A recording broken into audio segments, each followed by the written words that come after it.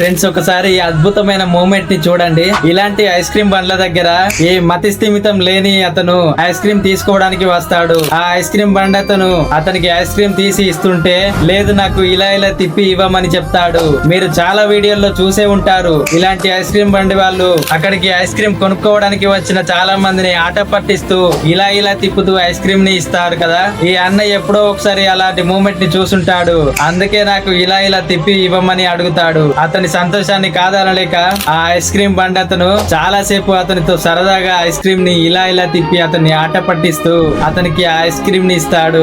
పాపం అతని కళ్ళల్లో ఆ సంతోషాన్ని చూడండి. ఇలాంటి సంతోషం కోట్లు ఇచ్చిన రాదు ఫ్రెండ్స్. పాపం ఆ మతి స్థిమితం లేని వ్యక్తి ఆ ఐస్ క్రీమ్ ని తీసుకొని ఎంతో సంతోషిస్తాడు.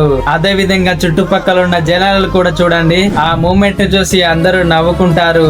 ఎంతైనా సాటి మనిషిని సంతోష పెట్టడంలోనే ఉంది అసలైన గొప్పతనం అని మనం ఈ అన్నని చూసి నేర్చుకోవచ్చు ఫ్రెండ్స్. సాటి వారిని బాధ పెట్టడం కాదు, ఇలా సంతోష పెట్టడంలోనే నిజమైన సంతోషం ఉంది.